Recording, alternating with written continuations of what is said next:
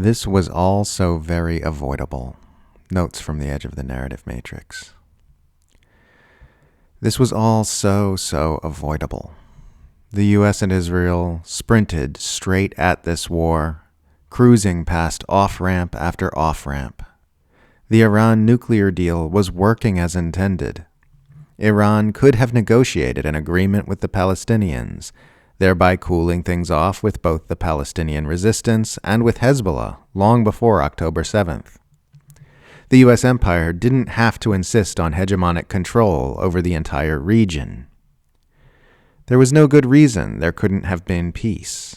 It was right there, ripe for the picking, begging to be picked, practically leaping into our hands.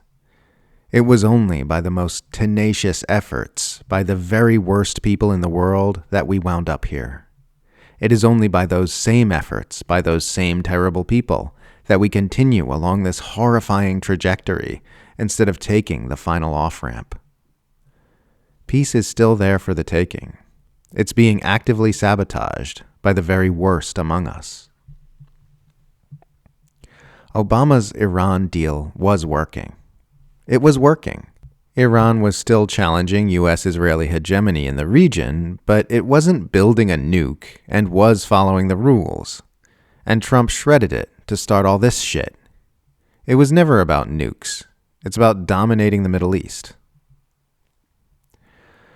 Remember, Americans, you're getting sicker and poorer as your government deprives you of even the bare minimum social safety nets people in other countries get to have, while sending in the Marines to quash protests in LA.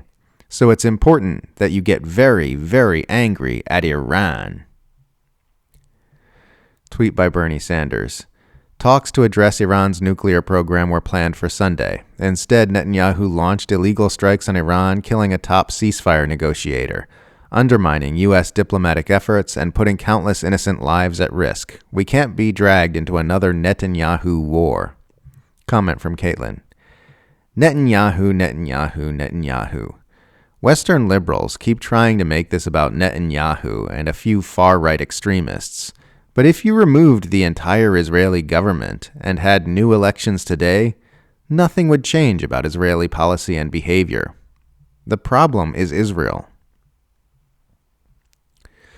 Watching the internet's glee at Israel getting smashed with missiles is like watching the internet's glee at that Irishman beating up that Israeli cage fighter the other day, but with two whole countries. Imagine living in a nation that's so evil and reviled that people love watching you get hit. I have never in my life been more worried about a coming false flag attack than I am right now. There are powers who will easily have the means, motive, and opportunity to pull off such an operation in order to drum up support for the U.S. entering Israel's war. When Israel started bombing Iran, I wrote a piece joking that the New York Times was about to publish a bunch of articles about anti-Semitism and what an innocent little victim Israel is. Today, as a nightmare military conflict unfolds that Israel started without any provocation whatsoever, the New York Times editorial board has published an article titled, "Anti-Semitism is an urgent problem. Too many people are making excuses." You really can't satirize these freaks.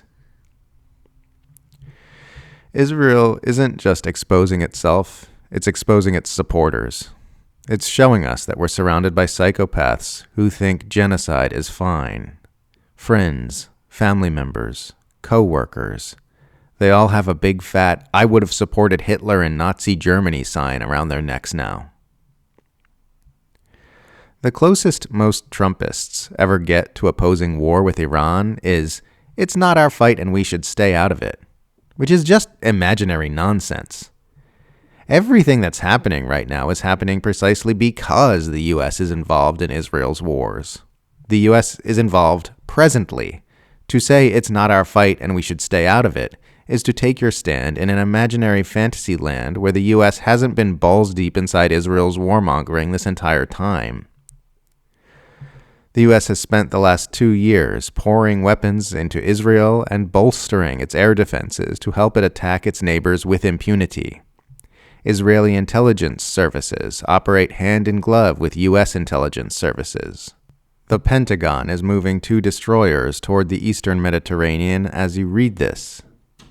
The actual anti-war position for Americans is not telling the U.S. government to stay out of Israel's wars. It's telling the U.S. government to get out of Israel's wars, telling it to stop helping Israel inflict the mass military violence it is inflicting with increasing recklessness, in ways which threaten to wreck the global economy and plunge the entire region into chaos and instability for generations. The challenge isn't keeping the U.S. out of Israel's wars, it's getting the U.S. out of Israel's wars. That is where the push should be.